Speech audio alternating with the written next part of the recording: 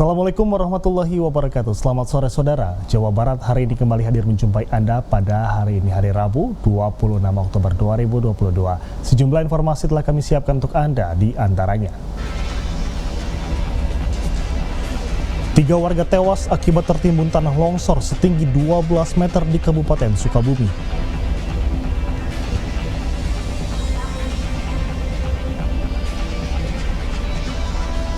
Pemukiman warga terendam banjir di Kabupaten Cirebon.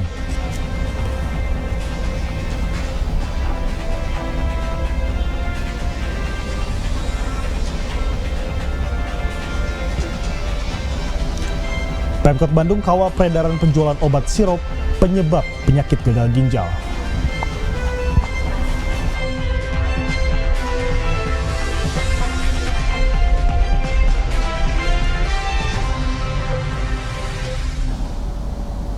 Selain 3 informasi tersebut, kami juga akan sampaikan informasi lain di Jawa Barat hari ini. Bersama saya Gumelar Wijaya, inilah Jawa Barat hari ini selengkapnya.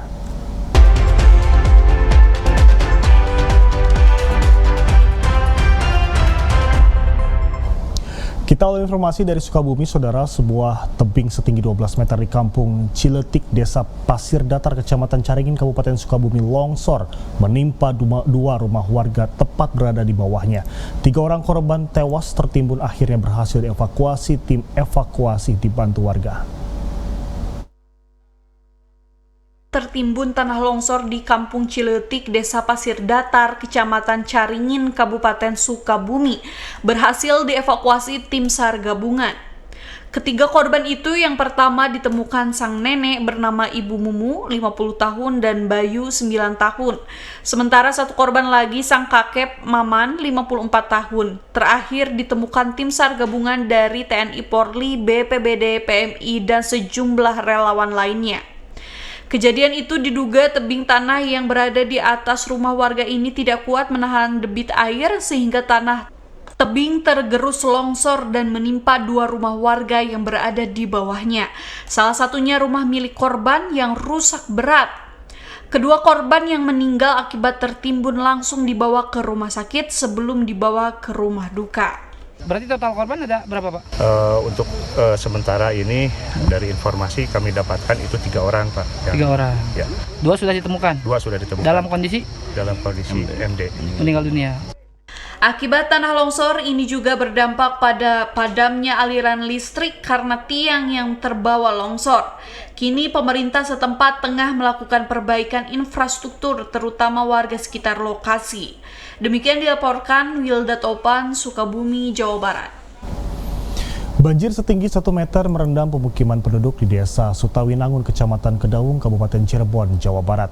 Tim Badan Penanggulangan Bencana Daerah yang datang ke lokasi langsung berupaya mengevakuasi warga ke tempat yang lebih aman. Musibah banjir merendam pemukiman padat penduduk di Desa Sutawinangun, Kecamatan Kedaung, Kabupaten Cirebon. Air yang merendam rumah-rumah warga ini mencapai ketinggian 1 hingga 1,5 meter. Banjir disebabkan akibat intensitas hujan yang tinggi dan diperparah kondisi letak geografis Desa Sutawinangun yang rendah, membuat air dari sungai pertemuan dari Kabupaten dan Kota Cirebon meluap dan membanjiri rumah-rumah warga di Desa Sutawinangun. Warga yang terjebak banjir di dalam rumah langsung dievakuasi oleh tim BPBD Kabupaten Cirebon dan diungsikan ke balai desa setempat. Ini banjir di Sutawinangun ini, Bu, penyebabnya apa sih, Bu? Penyebab utamanya kan karena hujan deras terus-menerus dan merata di kota dan kabupaten Cirebon. Karena Sutawinangun itu daerah perbatasan antara kota dan kabupaten, jadi air dari kota masuknya ke sungai yang jadi perbatasan. Air dari kabupaten turun juga ke Sutawinangun. Akhirnya Sutawinangun itu karena daerahnya cekung, akhirnya pada masuk ke situ. Warga yang mengungsi berharap ada bantuan makanan dan selimut serta banjir yang terjadi di setiap tahunnya ini diharapkan bisa diatasi oleh pemerintah. Dari Cirebon, Makmur Hamdallah, TVRI Jawa Barat melaporkan. Beralih ke Kabupaten Bandung, saudara, akibat banjir puluhan hektar sawah masyarakat di 2 desa di Kecamatan Soreang, Kabupaten Bandung, Jawa Barat rusak akibat terendam banjir. Sawah yang rusak parah terpaksa harus diganti dengan padi yang baru. Kerugian diperkirakan mencapai ratusan juta rupiah. Sekitar 20 hektar sawah masyarakat di 2 desa di Kecamatan Soreang, Kabupaten Bandung, Jawa Barat terendam banjir. Dua desa tersebut, yaitu Desa Soreang dan Desa Panyirapan, Kecamatan Soreang, terlihat sawah masih terendam banjir dan banyak yang mengalami kerusakan berat. Rata-rata padi yang rusak berat berusia 3 minggu. Selain itu, padi yang sudah saatnya dipanen banyak yang mengalami kerusakan. Para petani terpaksa harus mengganti tanaman padi yang rusak berat dan harus ditingkatkan pupuknya. Menurut Kepala Desa Panyirapan, Dadang Sihabudin, kerugian diperkirakan mencapai 200 juta dari total kerusakan keseluruhan dari dua desa tersebut. Kena banjir. Karena banjir ya? Iya. Ini kalau yang sare itu berarti rusak atau gimana Pak? Sebagian rusak, sebagian enggak. Oke. Ini Pak berapa hektar ini Pak yang rusak Pak? Ya, kalau diperkirakan ini tidak akan kurang dari 20 hektar lah kisaran yang kena dampak. Ya kemungkinan ya satu curah hujan yang memang cukup besar, kedua mengecilnya saluran sungai air. Kejadian serupa pernah dialami oleh para petani padi ini, namun kali ini dianggap lebih parah sebab saluran air yang juga semakin menyempit. Dari Kabupaten Bandung, Rian Agustian, kontributor TVRI Jawa Barat melaporkan. Informasi lainnya akan kami hadirkan usai jeda di antaranya. Sidak obat sirup, petugas periksa sejumlah apotek. Tetaplah bersama kami.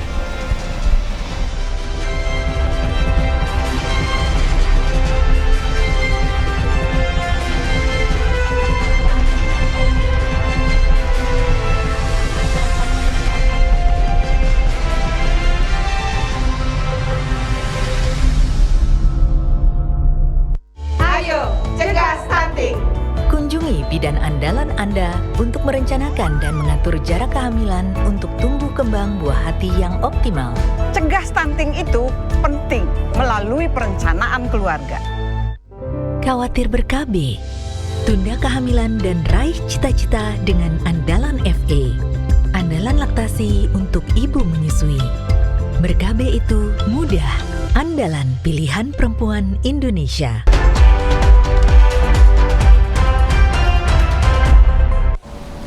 Kita beralih ke Kuningan. Saudara, Polres Kuningan bersama Dinas Kesehatan Kuningan, Jawa Barat melakukan sidak ke sejumlah apotek terdekat sejumlah obat sirup yang dilarang beredar oleh Kementerian Kesehatan.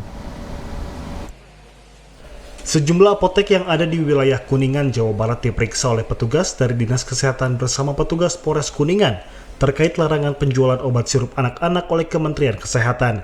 Satu persatu petugas memeriksa tempat penyimpanan obat yang terpajang di etalase. Petugas tidak menemukan obat-obatan jenis sirup yang dilarang untuk dijual, instruksi dari Kementerian Kesehatan dan BPOM. Tidak hanya melakukan pemeriksaan, petugas juga memberikan himbauan kepada petugas apotek untuk sementara tidak menjual obat sirup terkait kasus gangguan ginjal akut kepada anak-anak. Lalu kita jarang ketemu 12 botol. Yang nariknya dari? Praba, distributor Praba. Distributornya berarti ya. Harga apa aja Bu tadi yang ditarik? Yang tertarik apa aja yang ditarik? Baby Cook aja Pak.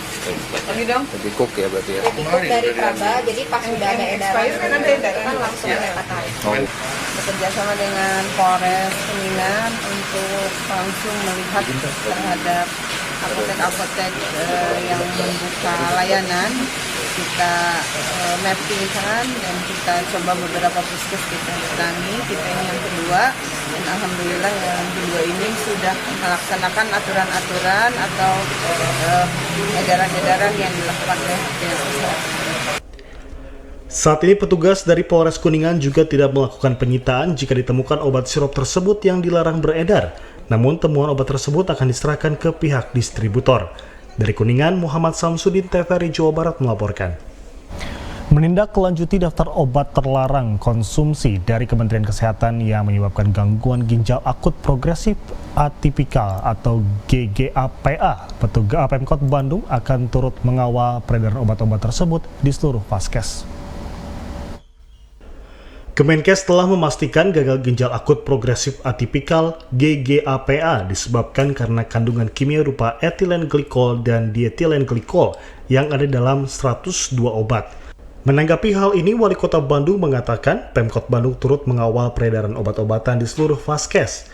Melalui Dinas Kesehatan Kota Bandung pun telah mengeluarkan surat edaran bahwa agar obat-obatan sirup yang masuk dalam daftar bermasalah tidak boleh diresepkan dan harus ditarik dari peredaran. Ini sebagai upaya Pemkot mengurangi penambahan kasus gagal ginjal akut di Kota Bandung. Pihaknya juga meminta kepada Dinkes untuk melacak dan menyisir seluruh rumah sakit terkait kasus GGAPA di Kota Bandung.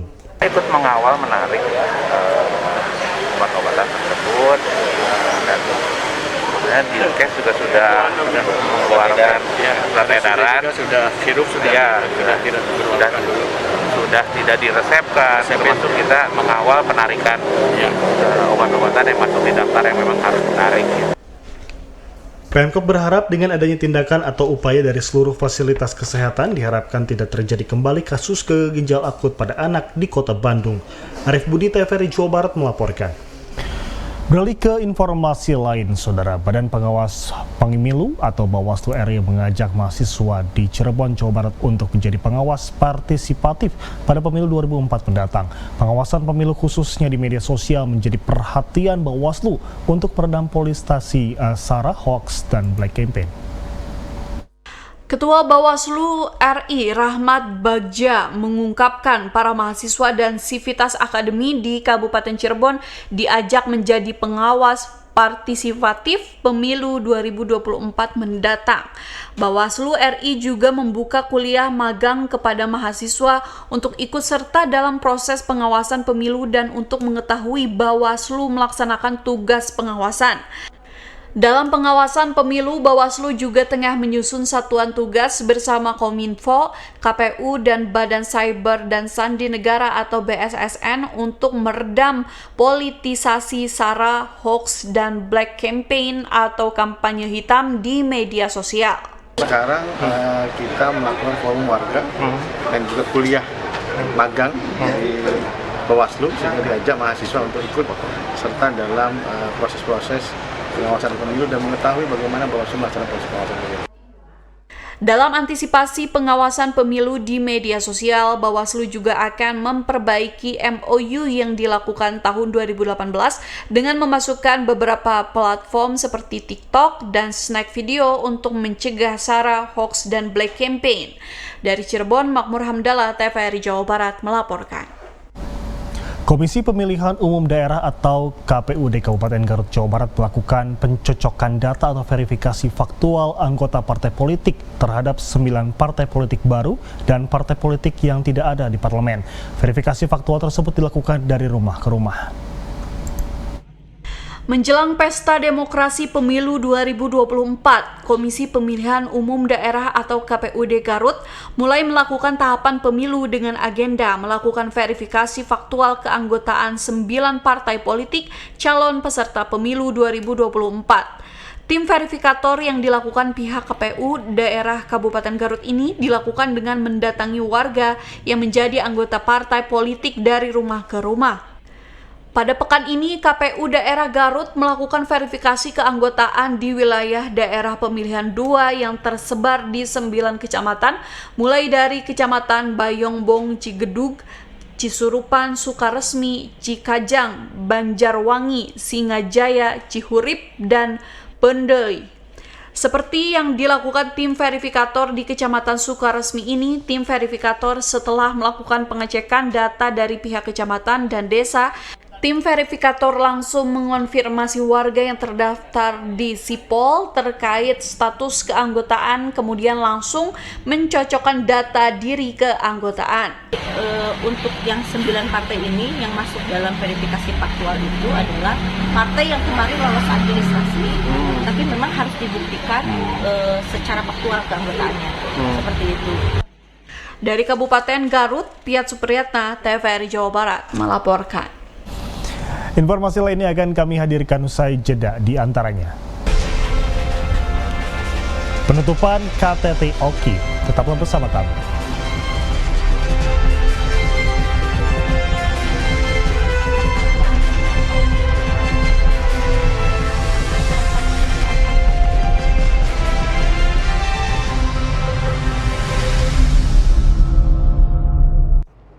Assalamualaikum warahmatullahi wabarakatuh. Sampurasun. Saya Adiana Slamet, Ketua KPID Provinsi Jawa Barat. Mari kita sukseskan anugerah penyiaran ke-15 KPID Jawa Barat. dengan tema penyiaran bangkit untuk Jabar Juara Lahir Batin yang dilaksanakan pada 2 November 2022 bersamaan dengan batas akhir analog switch off. Jabar Ambrek Digital. Terima kasih. Wassalamualaikum warahmatullahi wabarakatuh.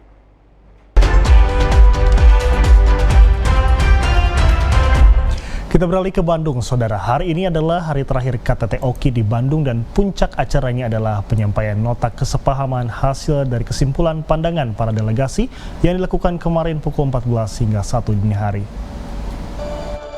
Nota kesepahaman dibacakan oleh Ketua MPR RI Bambang Susatyo. Ia menyampaikan 4 kesimpulan besar dalam kegiatan ini. Pertama, pentingnya upaya meningkatkan kerjasama antar negara dalam segala bidang untuk memaksimalkan potensi-potensi kolektif, khususnya antar negara-negara anggota Organisasi Kerjasama Islam (OKI) dan terlebih dari 15 negara yang hadir pada forum ini. Kedua, perlunya secara kolektif untuk memperkuat posisi Organisasi Kerjasama Islam guna memperkuat posisi tawar kolektif negara-negara Islam di tengah situasi global yang penuh ketidakpastian, serta memberikan dukungan dan komitmen solidaritas antar bangsa untuk mengatasi berbagai masalah yang tengah dihadapi secara bersama ataupun secara spesifik dihadapi oleh komunitas muslim di berbagai belahan dunia. Ketiga, pentingnya forum antar parlemen yang bersifat cair tetapi tetap memiliki kemampuan taktis untuk mewakili kepentingan rakyat di masing-masing negara, serta mendorong pemerintah di masing-masing negara untuk lebih memperkokoh kerjasama bilateral, regional, dan multilateral di antara negara-negara anggota Organisasi Kerjasama Islam (OKI).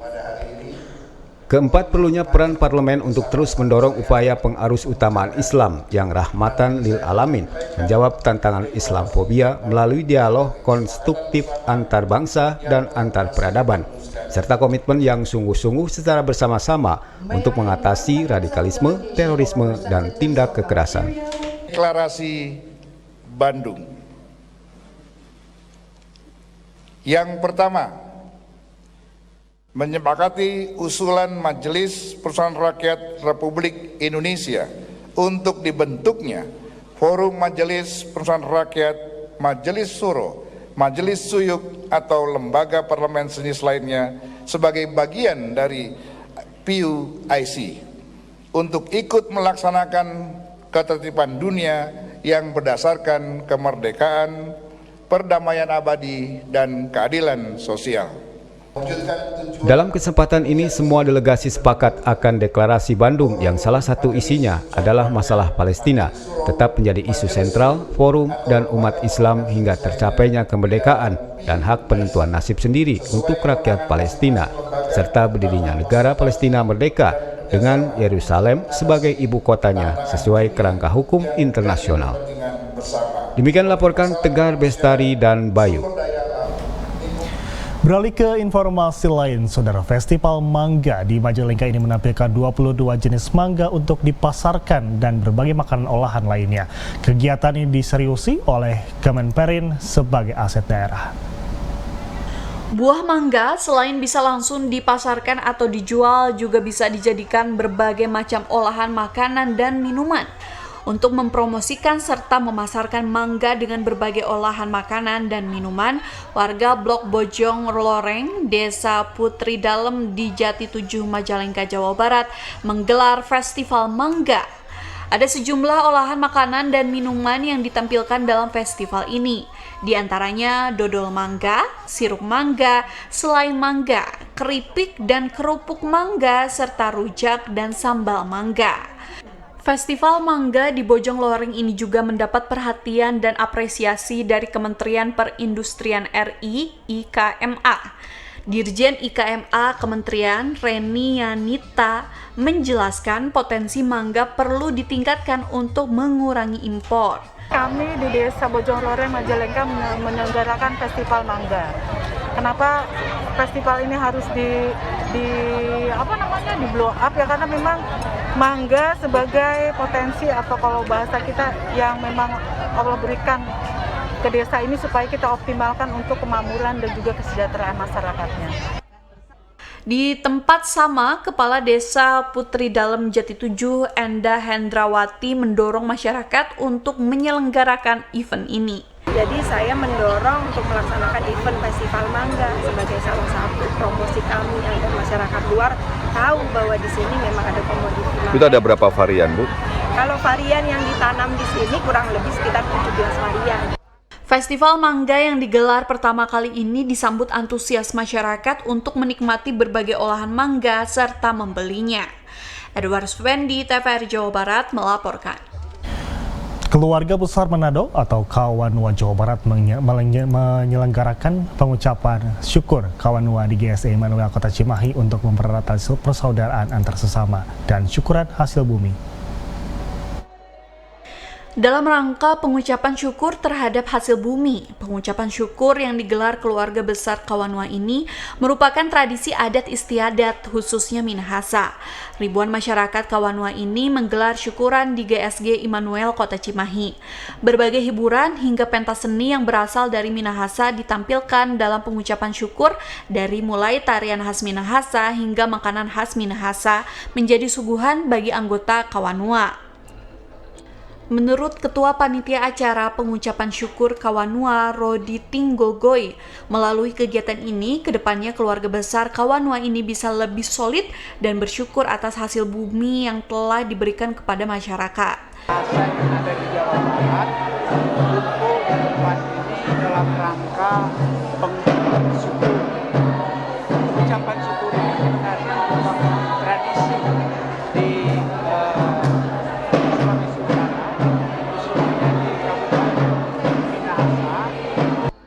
Dirinya berharap kepada seluruh masyarakat Sulawesi Utara yang tinggal di Jawa Barat agar dapat bisa berkumpul dalam pengucapan syukur di tahun depan. Kegiatan ini akan diselenggarakan secara kontinu setiap tahunnya. Dari Kota Cimahi, Rian Agustian, kontributor TVRI Jawa Barat melaporkan. Informasi olahraga akan kami hadirkan usai jeda di antaranya. Pelepasan 507 atlet Porprov 14 Jabar. Tetaplah bersama kami.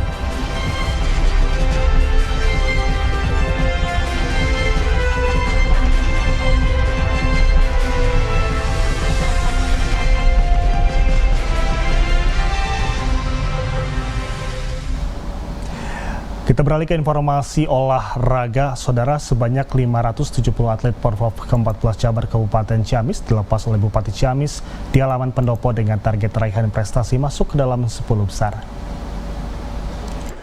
Dengan memasangkan jaket serta memberikan ATM kepada atlet sebagai tanda Bupati melepas para atlet untuk bertanding dalam ajang Porprov 14, Peparda dan Porsenitas. Dalam sambutannya, Bupati Ciamis tekankan kepada para atlet agar bersungguh-sungguh dan semangat berjuang. Selain itu, harus memiliki sifat jujur dan sportivitas yang tinggi. Diharapkan agar para atlet mendapat prestasi yang baik di berbagai cabang olahraga. Untuk Kabupaten Ciamis, untuk atlet Porprov itu ada 507 orang. Dari berapa cabang? 8 cabur.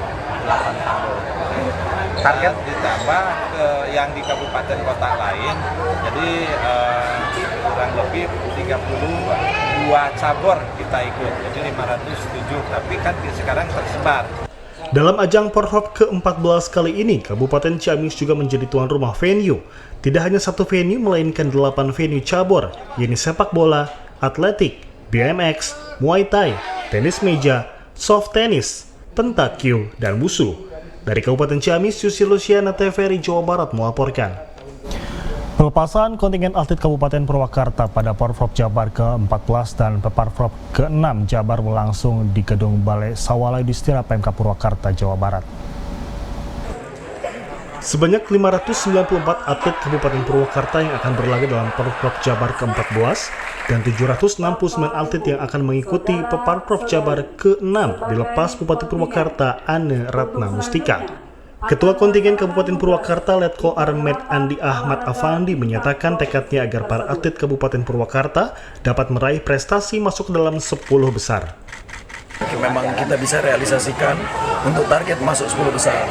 Kalau target perolehan medali sesuai dengan hasil evaluasi kemarin yang sudah dilaksanakan di Ruang Janaka.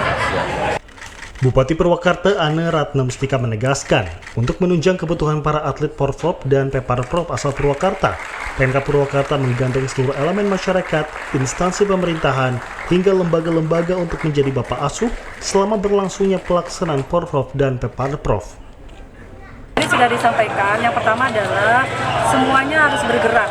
Stakeholder semuanya harus bergerak, pemerintah daerah berkolaborasi dengan jajaran TNI Polri, dengan KONI, dengan elemen masyarakat, kemudian juga pihak-pihak yang lain seperti kelembagaan dan instansi yang memang sudah komitmen untuk menjadi bapak asuh.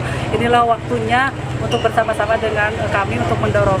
Tadi sudah disampaikan, saya selaku Bupati menginstruksikan melalui Pak Sekda dan Pak Musi sebagai Ketua KONI, tidak ada kekurangan apapun, termasuk ada fasilitas. Selain adanya bapak asuh bagi kontingen Kabupaten Purwakarta, Bupati Purwakarta juga sudah menyiapkan bonus bagi atlet berprestasi. Dari Purwakarta, Alex Supriyadi melaporkan. Dan saudara, berikut kita ikuti situasi dan kondisi lalu lintas di Kota Bandung berdasarkan area Traffic Control System ATCS Dinas Perhubungan Kota Bandung. Kita menuju Simpang Tol Paster hingga Junjunan. Saudara, yang pertama terlihat arah Kota Bandung, arah menuju luar Kota Bandung maksud saya, terpantau ramai lancar, tapi namun dari arah Cimahi menuju Bandung terpantau ramai lancar.